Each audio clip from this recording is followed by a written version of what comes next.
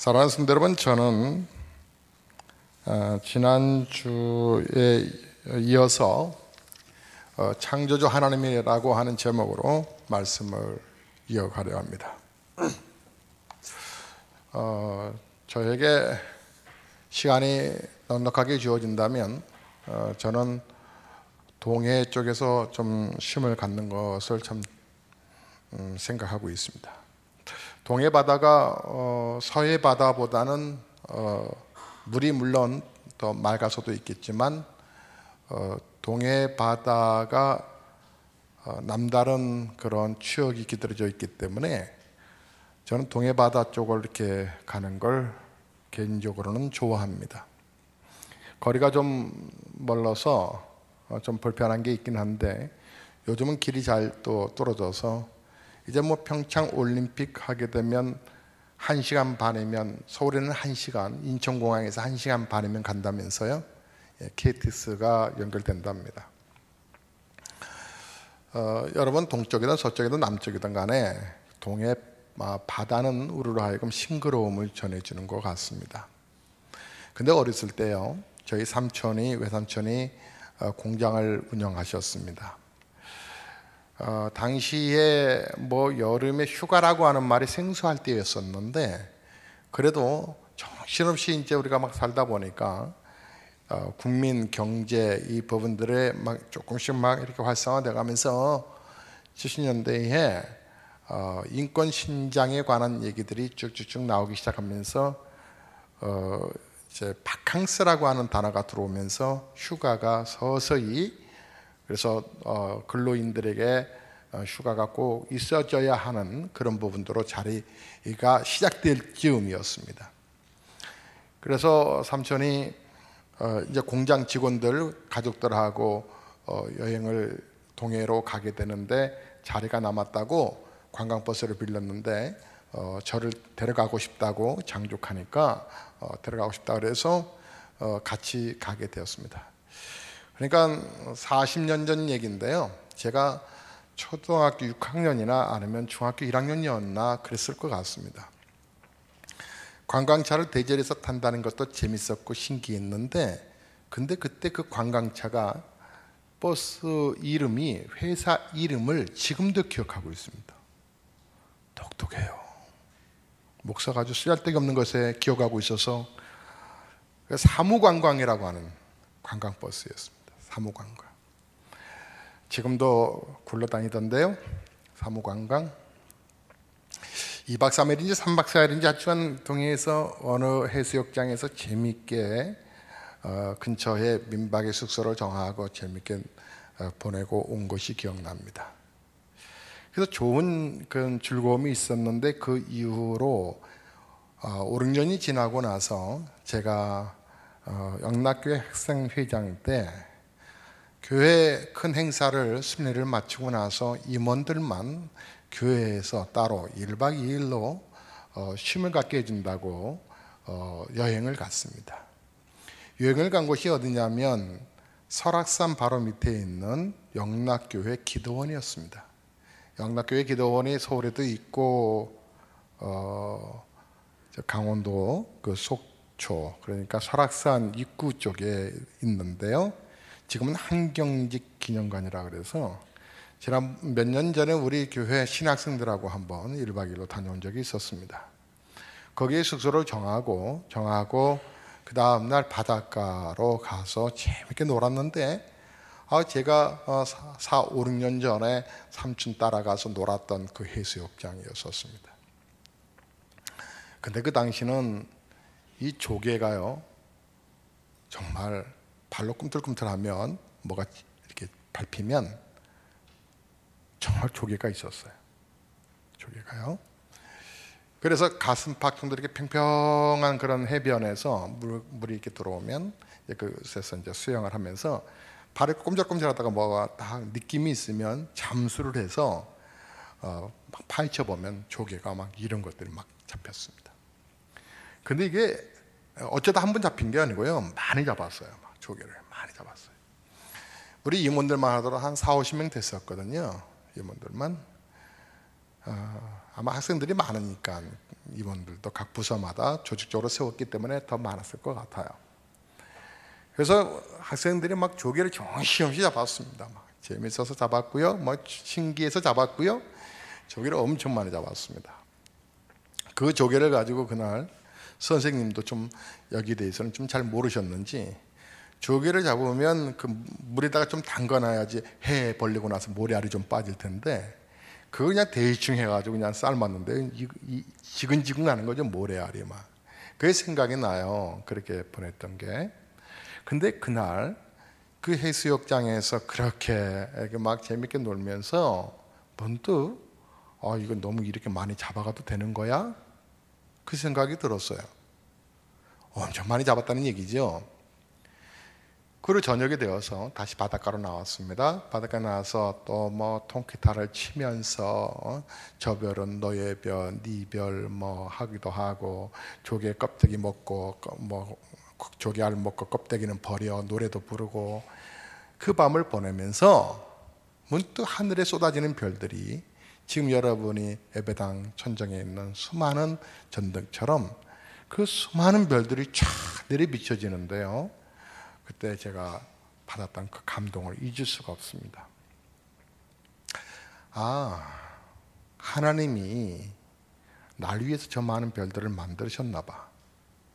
하나님이 저 바다, 그게 조개들을 나를 위해서 이렇게 만들어 놓으신 것 같아. 와, 이거 이렇게 공짜로 받아도 돼? 학생 때에 느꼈던 그 생각의 감동이 지금도 저를 이렇게 미소 짓게 만듭니다.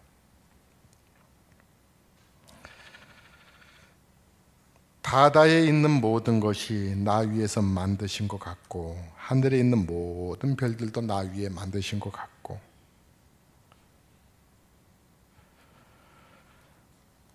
산과 바다, 하늘, 들, 땅, 그 속에 있는 모든 것들이 다 나를 위해서 만드신 것 같다라고 하는, 그때 정말 실감 있게 느꼈습니다. 그와 같은 생각을 한 후에 창세기 성경을 읽게 됐는데요, 창세기를 보니까 참 은혜가 되었습니다. 그리고 그때 저는 그 하나님의 놀라우신 창조의 목적과 중심이 우리 인간이라고 하는 사실을 알게 되었습니다. 그래서 제가 그때 목사로 서원했던 거 아닙니까? 수련회 때 받은 그 은혜가 너무 커서 목사가 되기로 감동도 했지만, 그때 쏟아지는 그 별에 또 만져지는 모래가와 그 많은 조개들,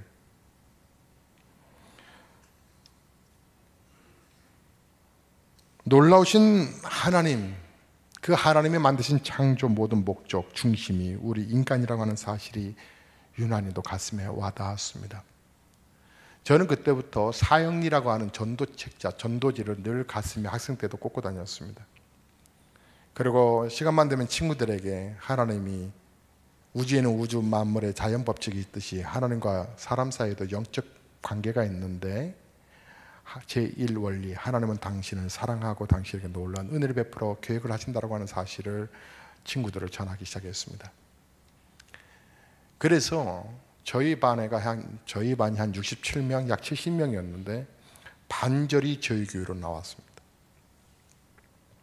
저희 반의 아이들이, 반은 고등학교 2학년 때 우리 반의 교회 학교 반에 30명 정도가 우리 반에 있었습니다. 다른 학교 친구들 합쳐서 약 40여 명이 한 반이었습니다. 저는 친구들에게 내가 만난 하나님의 사랑을 전하지 아니하고는 견딜 수 없었습니다. 그리고 신학을 공부했고 군에 가서도 늘 마찬가지였습니다. 그래서 첫 휴가 나올 때에 또 여전히 저는 전도지를 갖고 있었습니다. 그때 한 여인에게 전도를 했으니 그 여인 내가 조환숙 씨입니다.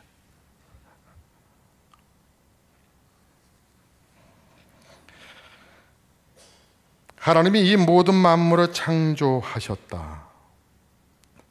하나님이 창조의 주체이시다. 그런데 말이죠, 사람이 죄를 지으면 어리석어집니다. 죄로 말미암아 어리석음 중에 최고의 어리석음은 이 놀라운 이 세상 말입니다. 이 모든 세상이 우연히 만들어졌고 진화가 됐다라고 하는 얘기들입니다. 우리가 예배를 드리고 있는 이 강당, 이 강대상 위에 여러분 보시는 것처럼 여기에 이쁜 꽃이 있습니다. 그리고 이 꽃은 물론 생화는 아닙니다. 그런데 생화 같습니다. 제가 짓궂게 향기가 이놈의 꽃은 향기가 없어. 그러다가 제가 아니 향기를 낼 수 있어. 그래서 제 목양실에 여러 향수들이 좀 있습니다. 향수를 가지고 어느 날 제가 강단에 올라와서 칙칙칙칙 뿌렸습니다. 이 뿌린 향수가 얼마나 생각보다 많이 뿌렸는지 취해서 죽는 줄 알았습니다. 향수가 너무 세.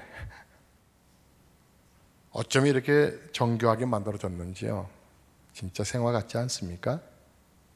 앞에 그랜드 피아노가 있습니다. 물론 이게 마이크가 있고요. 조명이 있고요. 악기들이 있습니다. 참으로 많은 것들이 예배를 돕고 있습니다. 우리들 중에는 그 어느 것도 우연히 만들었다라고 생각하는 사람이 없습니다. 이것을 누가 만들었는지 누구인지 우리는 한 번도 본 일은 없지만 사람들은 누구나 다 그런 것들이 제법 정교하게 특별한 목적을 가지고 만들어져서 사용되고 있는 것을 보고는 그것을 만든 사람이 있다라고 분명하게 우리는 인정을 합니다. 만일 그것을 부인하고 이것이 하늘에서 뚝 떨어졌다거나 아니면 우연히 만들어졌다라고 고집을 한다면 우리는 그를 절대로 온전한 사람이라고 보지 않을 것입니다. 어떻게 이런 것들이 우연히 떨어질 수 있겠어? 그런데 우리가 살아가고 있는 세상은 사람이 만들어 사용하고 있는 이 예배당하고는 비교할 수도 없는 정말 하이테크입니다. 품질이 다릅니다. 정교하고요, 아름답습니다. 그리고 그 모든 것이 다 조화를 이루고 있습니다. 그리고 더 놀라운 것은 이 세상에는 그 수를 헤아릴 수 없는 수많은 다양한 생명들이 살고 있다는 것입니다. 우리가 사용하는 물건들을 보면 보지 않아도 이것을 만든 사람의 능력을 우리는 가늠할 수가 있습니다. 여러분 자동차를 날마다 타고 다니시죠? 자동차를 만든 사람의 인간의 능력 탐복합니다. 텔레비전을 보면서 또 휴대폰을 통화하면서 그리고 컴퓨터를 사용하면서 특히 인터넷을 사용하면서 그것을 만든 사람의 능력이 얼마나 대단한가를 날마다 감탄합니다. 여러분 휴대폰에 메모지를 하라 메모 기능이 있지 않습니까? 근데 메모 기능에 진짜 만년필로 쓰게끔 만든 그런 펜이 있습니다. 몽몰랑 회사에서 필기도구의 최고의 대명사가 몽몰랑 아닙니까? 만년필 수천만 원 하는 만년필도 있죠. 그 만년필의 촉이 삼성과 제휴를 해서 이 휴대폰 안에 메모장에다가 진짜 만년필 같이 생겼습니다. 그리고 그 만년필 기능을 사용하지 않을 때는 풀어서 진짜 촉을 끼울 수 있도록 또 같이 이중으로 만들어 놨습니다. 비쌉니다. 별별 모든 것들이 정말 첨단화를 이뤄가고 있습니다. 그래서 인간의 능력이 얼마나 대단한가를 스스로 감탄할 수밖에 없는데 비행기를 타고 열 몇 시간이나 논스톱으로 날아가서 우리 지구편의 반대편의 나라에 딱 도달합니다. 그 수많은 사람들을 태우고 그리고 많은 물건들을 담고서 그 엄청난 무게가 정말 가볍게 하늘을 떠서 목적지에 다다르게 합니다. 그것을 누가 만들었을까요? 인간의 능력이 가능했습니다. 똑같은 식으로 저는 하나님이 창조하신 이 세상을 보며 세상에 있는 모든 아름다운 생명들을 보며 그 모든 것들이 서로 좋아하는 조화를 이뤄가면서 살아가는 그 존재성을 보며 아침이 되고 저녁이 되는 것을 보며 봄이 되고 여름이 되는 것을 보며 가을이 되고 또다시 겨울이 찾아오고 또다시 봄이 되는 것을 보며 저는 하나님의 숨결을 느낍니다. 하나님의 능력을 느낍니다. 하나님의 전지전능하심을 느낍니다. 두 자리가 아니더라도 한 자리 IQ라 할지라도 이 세상을 창조하신 분이 하나님이라고 하는 것과 그분이 전지전능하신 창조주 하나님이라는 사실을 알 수가 있습니다. 그분이 그리고 우리를 사랑하신다고 하는 것을 알 수가 있습니다. 그 모든 것이 다 우리 인간을 위하여 창조하신 것이라고 하는 것을 창세기를 보면 하나님이 최선을 다해서 창조하신 창조의 중심과 목적이 우리 인간이라고 하는 것을 알 수 있습니다. 그것은 다른 성경을 보아도 알 수가 있습니다. 창조의 중심과 목적뿐만 아니라 하나님의 존재 중심과 존재 목적이 우리 인간입니다. 하나님은 하나님을 위하여 이 세상을 만드신 것이 아니라 당신이 사랑하시는 우리 인간을 위하여 만드셨습니다. 하나님의 온 관심과 사역은 다 인간에게 집중되어 있습니다. 하나님은 하나님에게 관심이 없으십니다. 하나님은 하나님 자신을 위하여 존재하지 아니하시고 우리를 위하여 존재하십니다. 그것을 우리는 사랑이라고 합니다. 사랑은 본래 그런 겁니다. 아담이 죄짓기 전 가장 순수하고 아름다운 마음으로 하와를 사랑했을 때 아담은 하와에게 말하기 이는 내 뼈 중에 뼈요 내 살 중에 살이다 라고 표현을 합니다.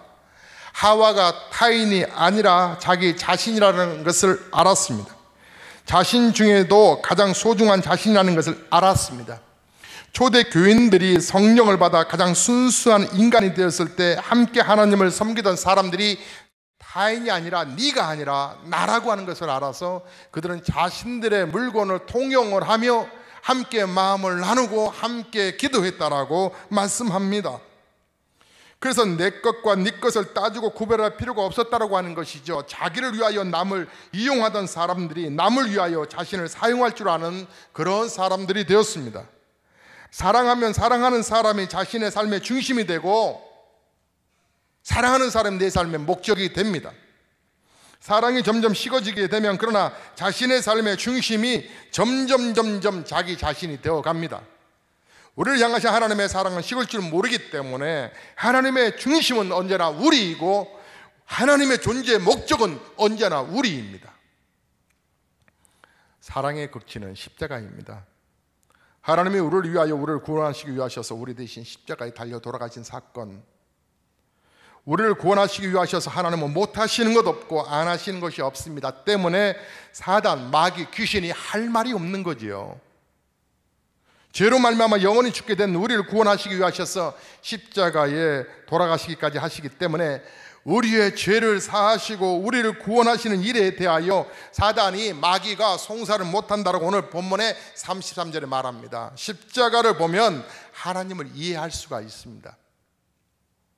하나님이 누구신가, 어떤 분인가를 잘 이해할 수 있는 것이 바로 십자가입니다.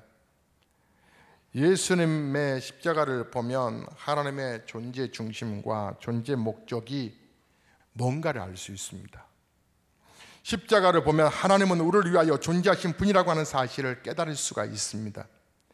십자가만큼이나 하나님을 잘 이해할 수 있는 거 있는데 그것은 바로 예수님이 이 땅에 오심입니다. 예수님의 탄생하심, 예수님의 탄생하심 하나님이 사람이 되신 사건입니다. 예수님의 탄생하심은 예수님의 십자가만큼이나 감동적인 사건입니다. 우리는 그와 같은 사건을 통해서 하나님이 우리를 얼마나 사랑하시는지를 깨달을 수가 있습니다. 성경 누가복음 제15장의 말씀을 보면 우리가 잘 아는 탕자의 비유가 나옵니다. 아버지가 버젓이 살아있는데 철없는 둘째 자식이 아들의 유산을 요구했을 때 그 아들의 시간이 흘러서 이 페르나의 뒷모습은 처절한 실패작의 모습이 나와 있습니다. 그는 돼지 우리에서 돼지들이나 먹는 취업 열매를 건져 먹는 그런 존재가 되었다고 말합니다. 그러나 그 비유에서 하나님으로 비유되는 아버지는 날마다 그 자식이 언제쯤 돌아올까 동고 밖에서 기다렸다라고 말합니다. 그 아들이 잊지 못하고 기다리십니다. 그리고 그 아들이 돌아오자 그를 끌어안고 그를 다시 자식의 존재 위치로 신분을 높여주십니다. 여러분, 예수님의 탄생의 모습에서 보여지는 아버지의 하나님의 모습은 누가복음 15장에서 탕자의 비유와 비교해보면 한 차원 더 높다는 사실을 아시나요? 성탄은 하나님께서 우리 인간을 위해서 기다리신 것이 아니라 직접 찾아오신 것을 의미하는 날입니다. 우리를 찾아와 우리와 함께 돼지 우리에 거하시기도 하시고 돼지들이 먹는 취업 열매를 우리와 함께 드시기도 하셨던 예수 그리스도. 복음 중에 복음은 하나님이 우리를 사랑하신다고 하는 것입니다. 그 사랑을 우리는 상상할 수 없는 그 넘치는 사랑이라고 말합니다. 그 사랑은 예수님이 육신을 입고 오신 사람이 되셔서 이 땅에서 순환과 고난을 대신 다 짊어지시고 그 십자가에서 피를 쏟으신 사건입니다. 사랑하는 성도 여러분, 오늘 본문의 말씀, 그래서 마귀, 사단, 귀신들은 우리를 억압할 수가 없다고 하는 것입니다. 자, 오늘 본문의 말씀을 다시 한번 여러분 큰 목소리로 집중해서 말씀을 봉독할 텐데요, 제가 한 절, 여러분이 한 절 교독하도록 하겠습니다. 로마서 8장 31절, 그런즉 이 일에 대하여 우리가 무슨 말 하리요? 만일 하나님이 우리를 위하시면 누가 우리를 대적하리요?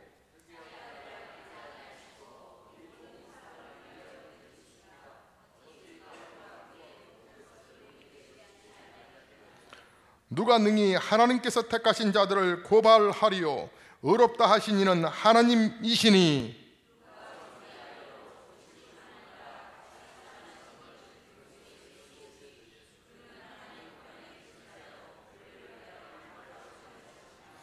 누가 우리를 그토록 사랑해서 끊으리요? 환난이나 공고나 박해나 기근이나 적신이나 위험이나 칼이라.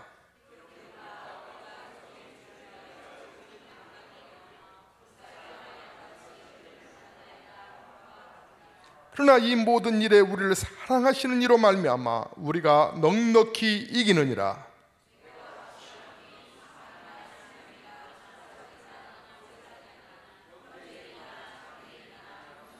함께 봉독합니다. 높음이나 깊음이나 다른 어떤 피조물이라도 우리를 우리 주 그리스도 예수 안에 있는 하나님의 사랑에서 끊을 수 없으리라. 아멘. 성경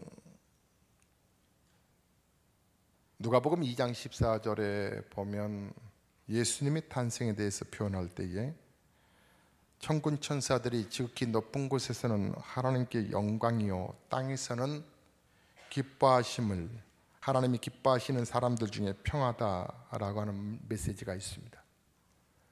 저는 peace, 평화라고 하는 말이 참 좋습니다.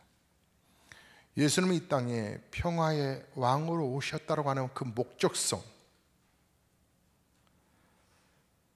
여러분, 모든 문제가 다 풀어졌기에 평화가 임한다라고 하는 것이 아니라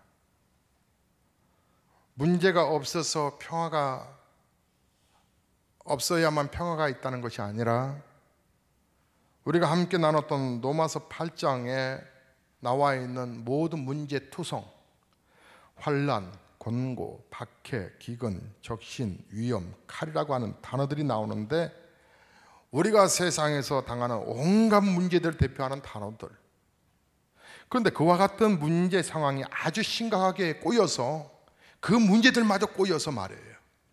그 문제들이 꼬여서 자신의 형편과 처지가 마치 도살당할 양같이 되었다라고 바울이 말을 합니다.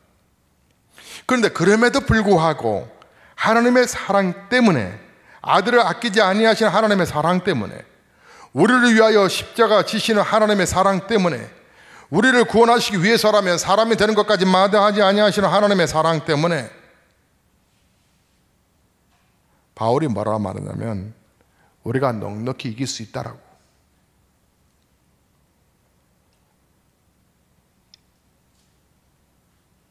평화의 왕으로 오신 예수 그리스도는 당장 이 삶의 모든 문제가 다 치유되고 회복된 건 아닐지라도 이 근본적인 문제 앞에 어디로 가야 될지 알 바 모르는 방황하는 인생들을 향하여 길이 되어 주신다라고 말씀하시면서 여러분에게 지금 메시지를 던지고 있는 겁니다.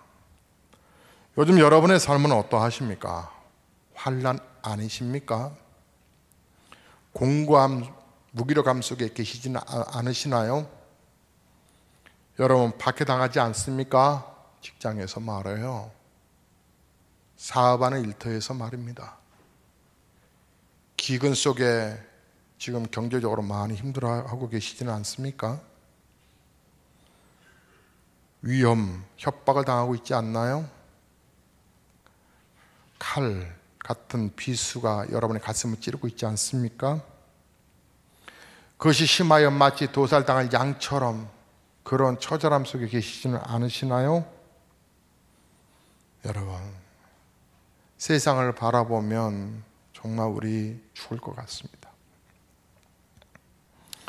이 세상이 왜 이렇게 됐느냐? 죄 때문에 그렇다고 말씀을 드렸습니다. 죄로 말미암아 죽게 된 세상 바라볼 수 이제는 없어야 합니다. 우리를 구원하기 위하셔서 인간의 몸을 입고 오신 예수 그리스도를 바라보셔야 됩니다.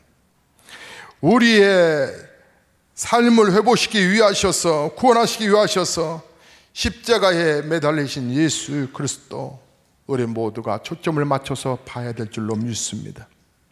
그리고 그 환난과 공고와 박해와 기근과 적신과 위험과 칼에 대해서 도살될 그런 양과 같은 그런 상황 속에서 주여 우리가 넉넉히 이깁니다. 오늘 말씀이 그러지 않습니까? 우리가 넉넉히 이기느니라. 우리가 넉넉히 이기느니라. 다 함께 한번 따라해 보시겠습니다. 우리가 넉넉히 이길 수 있습니다. 다시 한번요. 우리가 넉넉히 이길 수 있습니다. 한 번 더요. 주여 우리가 넉넉히 이길 수 있습니다. 저는 그다지 오랜 세월을 사는 건 아니지만 수도 없이 많은 문제들을 겪었습니다. 도저히 해결될 수 없을 것만 같았던 캄캄한 문제들이 수도 없이 많았지요.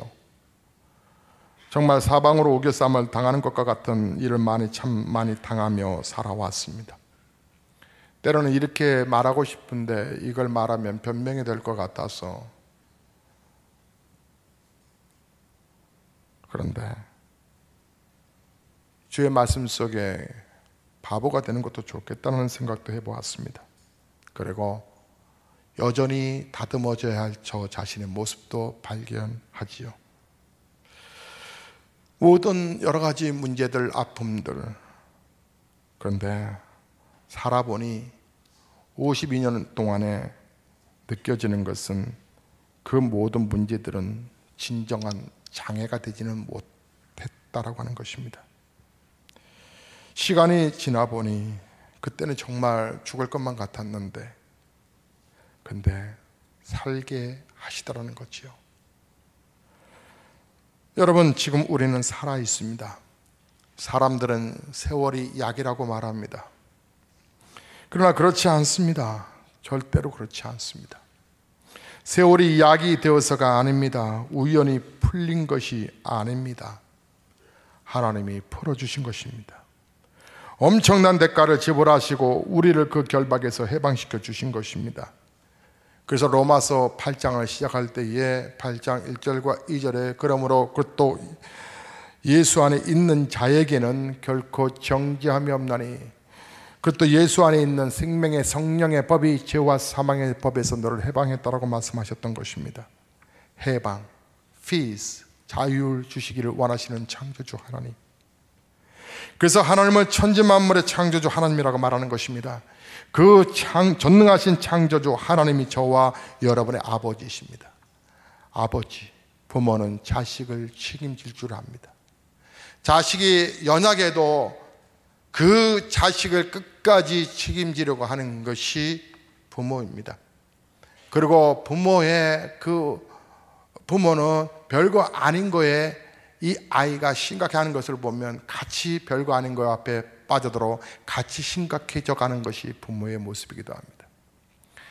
우리 성도님 가운데서 우리 자녀가 체육대회를 하는 데 있어서 준비된 준비물이 있었는데 그 준비물들이 의뢰한 업체에서 제대로 하지 않아서 속상한 일들을 어떻게 듣게 되었습니다. 아들이 자존심 상할까봐 아이가 친구들 앞에 무능력하게 보여질까봐 속상하는 어머니의 얘기를 들으며 저도 비슷한 일들을 지난 한 주간에 겪었습니다. 물론 차원은 좀 다른 거지만 21살 먹은 딸아이가 문자가 왔습니다. 문자의 서두가 부드러우면 이 아이는 저에게 뭘 요구하는 겁니다. 부드럽게 시작했습니다. 앞빵빵 이렇게 표현을 했을 때 뭔가 오는 뒷애감이 좋지 않은 걸 느끼면서도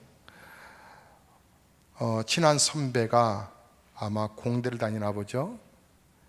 교회 설계를 맡게 됐는데 설계도가 필요하다는 겁니다. 그런데 쉽게 구할 수가 없죠. 어느 교회에서 설계도를 쉽게 내주겠습니까?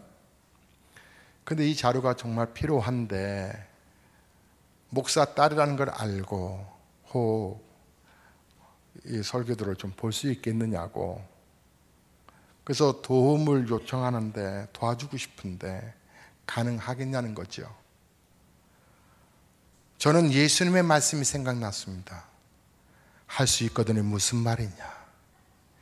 아빠를 믿는 자에게는 능치 못할 일이 없느니라. 믿음 없는 딸의 이 모습을 탄식을 하며 답장을 보냈죠. 그럼 딸이 원하는데 뭘 못해줘? 더니 아이가 막 고마워하는 답장을 보냈습니다. 하늘의 별도 딸 수 있단다.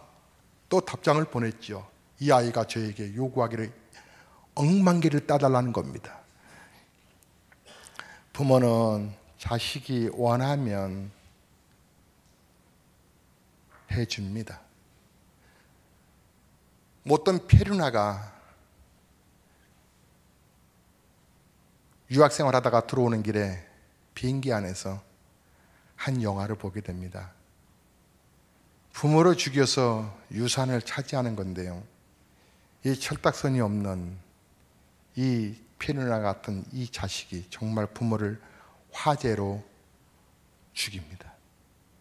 먼저 칼로 난도질을 하고 집안을 불을 내는데 일반적으로 상식적으로 누가 자식이 부모를 죽이겠는가라고 하는 것을 노려서 결국은 자식이 그런 끔찍한 일을 행할 때에 어머니는 죽어가면서 자식의 흔적을 지우기 시작합니다. 그게 부모입니다. 죽어가면서 자식이 범인으로 발각될까 봐 자식의 지문을 지워갑니다. 사랑하는 성도 여러분, 하나님의 사랑을 아십니까? 우리가 범죄함으로 세상에서 망하게 되었을 때 그분은 우리가 우리 스스로가 죄의 대가를 받기보다는 하나님이신 그분이 대신 죄의 대가를 받기 위해서 이 땅에 오셨습니다.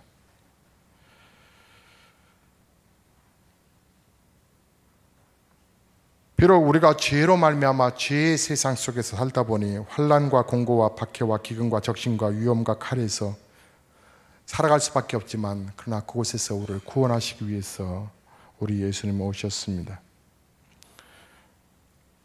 궁극적인 문제를 해결하기 위해서 우리 예수님이 오셨습니다. 우리가 살아가는 세상 속에서 고난 자체를 피할 수는 없습니다. 문제 자체도 피할 수도 없고요. 하나님이 우리의 그 고난과 문제를 해결해 주시기 위하셔서 그 결박을 푸시고 우리에게 새 생명을 주시고자 이 땅에 오신 예수 그리스도, 그분이 창조주 하나님이라는 사실을 우리가 확신 가운데 믿을 수만 있다면, 여러분, 우리가 아무리 도살할 양처럼 그렇게 끌려가는 인생이라 할지라도 그 가운데서 우리는 찬송을 부를 수 있을 것입니다. 사랑하는 교우 여러분, 메시지를 이제 마치려 합니다. 우리가 귀한 블레싱 전도대회 기간을 지금 보내고 있습니다. 우리를 구원하시기 위하셔서 사람이 되신 하나님, 십자가를 지시는 하나님이 우리의 하나님이십니다. 우리가 비록 땅에 살고 있지만 죄로 말미암아 타락하고 왜곡된 세상에 살아가고 있기는 하지만 믿음으로 예수 그리스도 안에 있으면, 그리하여 하나님의 기뻐하심을 입으면 우리의 삶은 평화롭게 평화를 누리며 은혜 속에서 잘 살게 되는 이 놀라운 은혜, 내가 받은 이 은혜를 전하고 원해서 전도대회가 우리가 전도대회를 목표로 두고 지금 영혼 살리자고 하는 것입니다. 사랑하는 성도 여러분, 믿음으로 우리는 살아야 되겠습니다. 정말 아무리 힘들고 어려워도 나를 구원하신 하나님이 여러분의 삶을 복되게 하실 건 분명합니다. 그러므로 지금 너무 아프고 힘들지라도 우리 다 함께 의기투합하고 믿음으로 사랑으로 하나가 되어서 네 것, 내 것이 아니라 네 것도 내 것, 내 것도 네 것, 서로가 하나가 되어서 어려운 시대에 서로가 믿음을 세워가고 격려하고 서로를 축복하면서 참 평화를 누리며 승리하는 삶을 살아가는 저와 여러분 다 되시기를 주의 이름으로 축복합니다. 기도하시겠습니다.